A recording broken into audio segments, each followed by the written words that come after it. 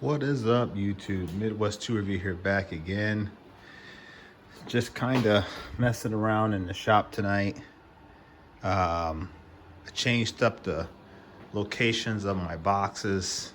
So now I have like my seat there, got my, all of those back there are actually snap-on covers for the box and the Matco cover for the Matco, but I've got it situated where I got the snap-on here and the Matco here, so I can essentially, I can go in here and get something, or if I need something out of here, I can do that. And so I've got complete access to literally all of my tools. Even the other side here, I can get in here and get stuff out too if I needed to. So I've got complete access to literally everything now, and I like this. And I got a little bit more room I'm gonna make. I'm gonna adjust it one more time, and I gotta get these slides oiled up because that sucks. They're just so tight. But I'm going to I got a bunch of VW stuff back there I'm going to be getting rid of here pretty soon, hopefully. Either I'm going to sell it or I'm going to trash it and be done with it. And then so I'm going to move everything back a little bit, and then that way I'll be to bring the VW in and I can work on it. And then I actually have my other side here with another little small cart over there, so I can do work there as well. And that gigantic Matco sign. And then my Black Beauty here, sitting proud. So yeah, I got the welders and all that kind of stuff set up over there too. But yeah, so far so good. I'm happy with it. I thought that I would just do a video tonight, just kind of random, not really, like the traditional tool hauls, although there is a small tool haul here I'm going to show you guys. But for the most part, it's just a normal video, just kind of giving you a lay of the land. So when I move the box, one thing I want to point out, when I move the box, I got to get electricity back to this box again. All my chargers are still over there, and I don't know what I'm going to do. This box here is going to be fitted or outfitted with electricity, so I can have the back side or the cabinet area.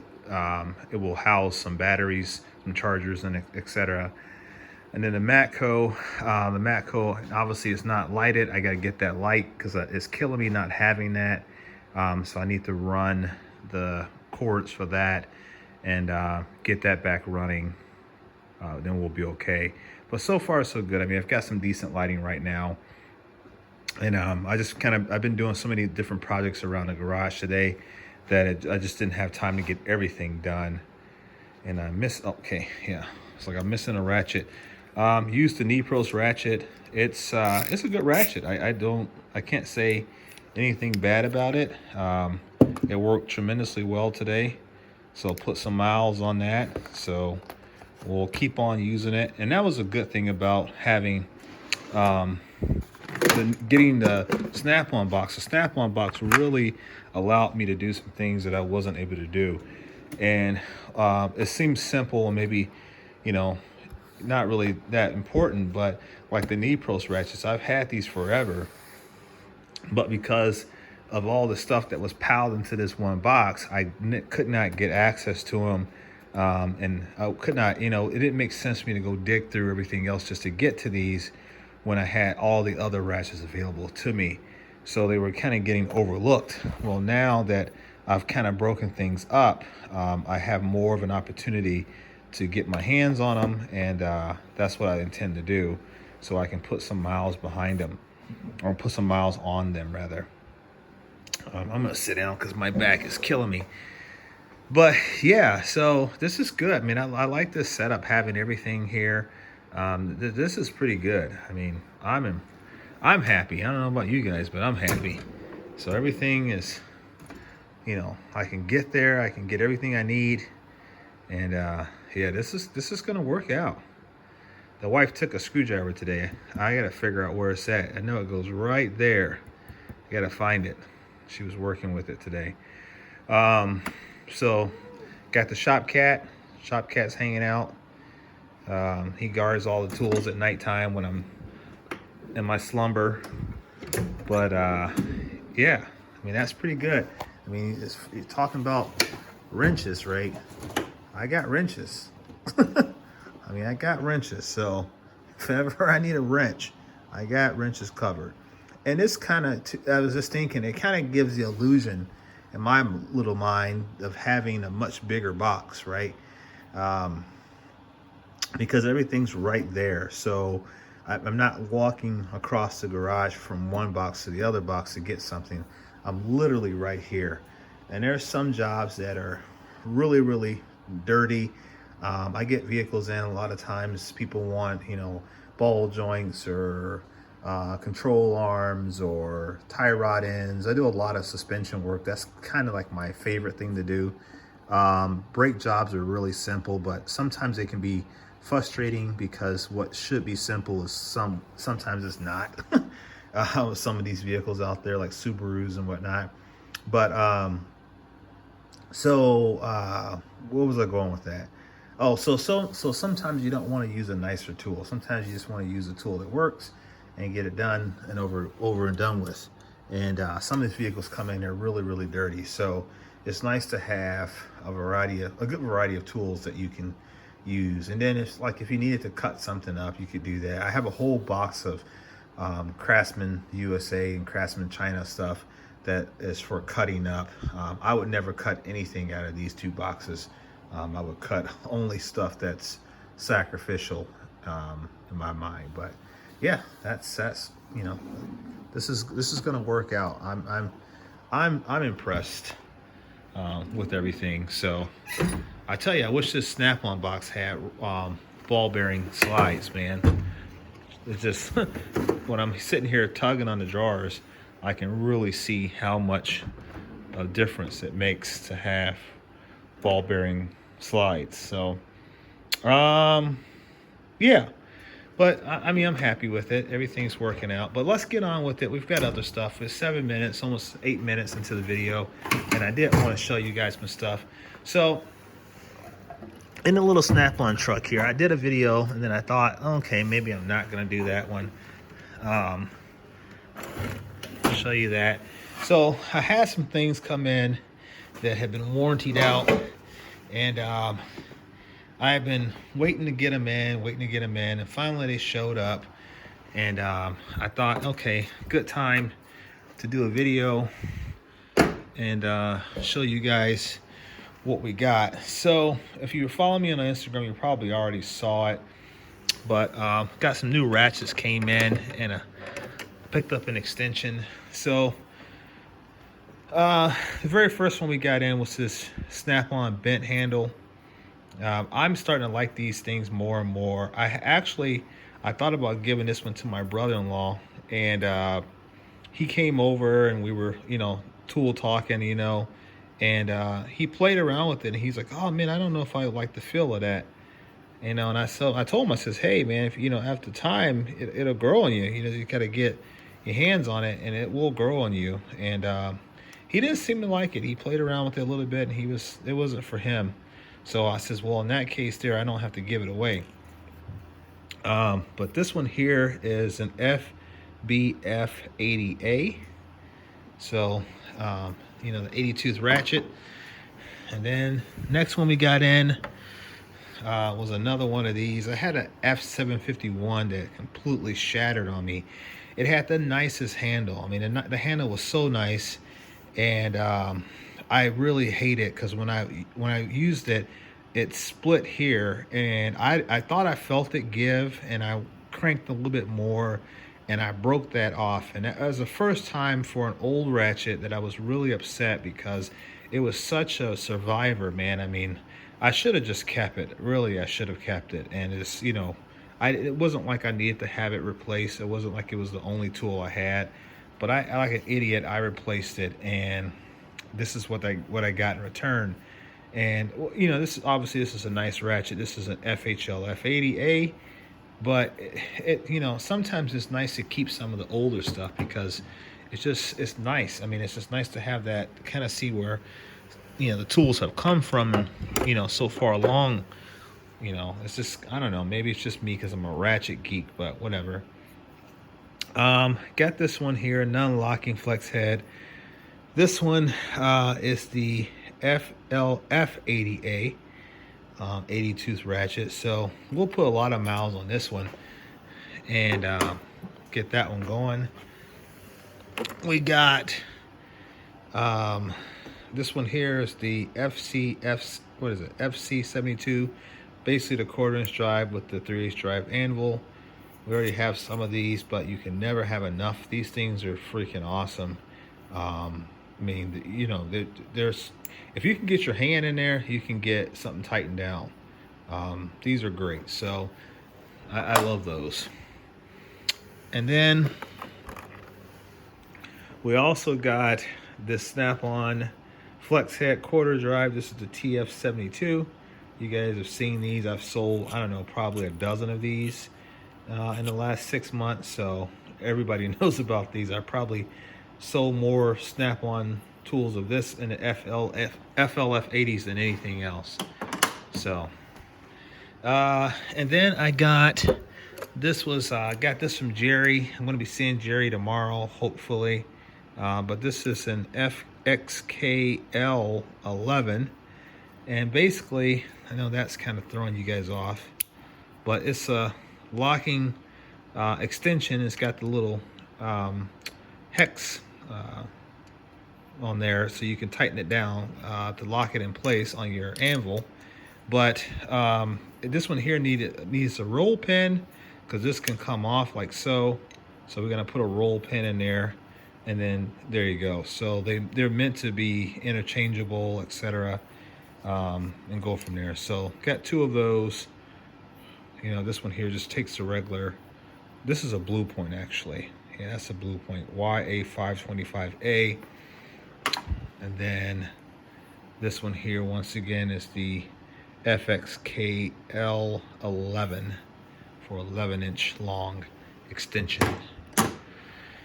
Oh, I got a power top coming for this, guys. That's all I'm gonna say.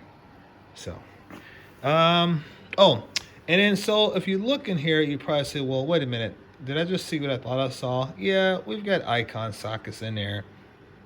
I bought the Icon stuff a while ago, and I had a lot of Snap-on at the time, even though I have more now, but I wanted to really try these out. And I didn't buy them because they look like Snap-on, because I have enough Snap-on sockets that I don't need to do that.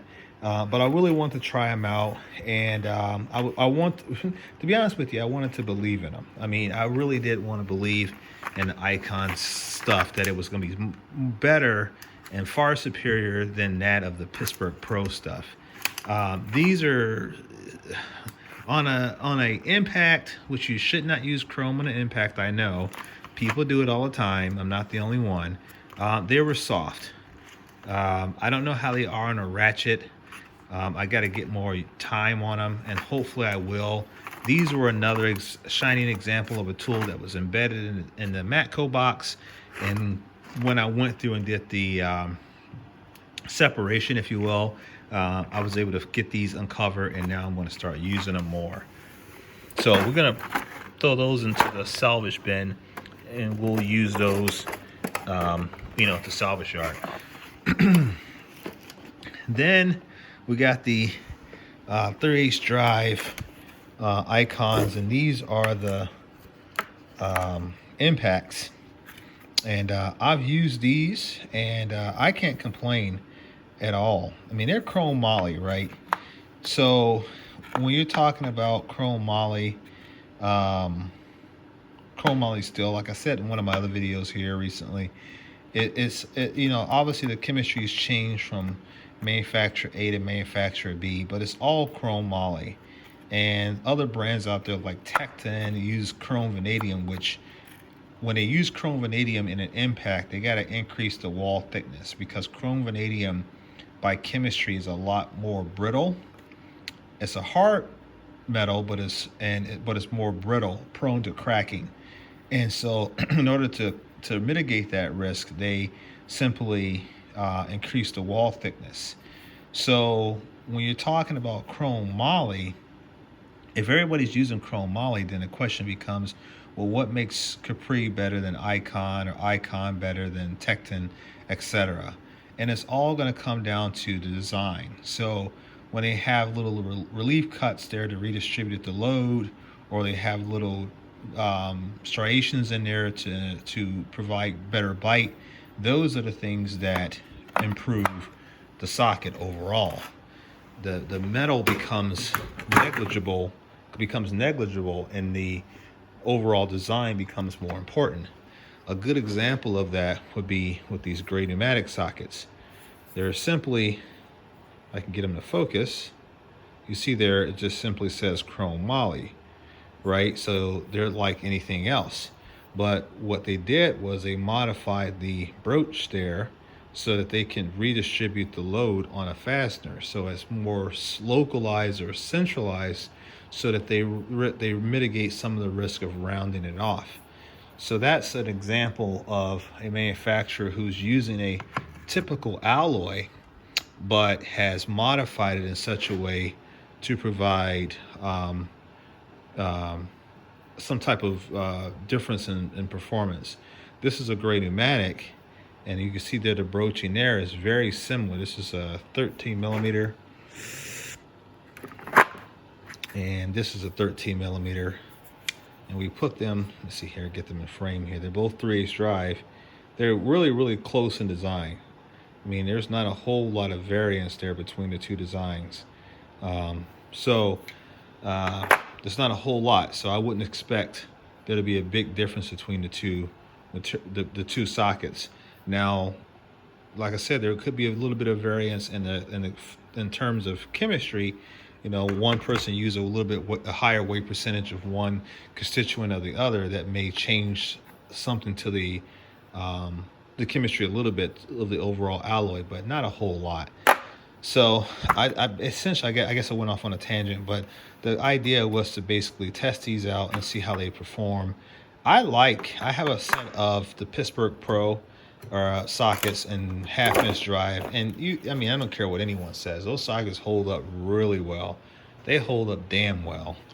And you just have to admit that. I don't care if you are a Snap-on fanboy or a Mac fanboy or Cornwell or whatever, you have to admit that the Harbor Freight Pros or Pittsburgh Pro sockets impact sockets are really, really nice.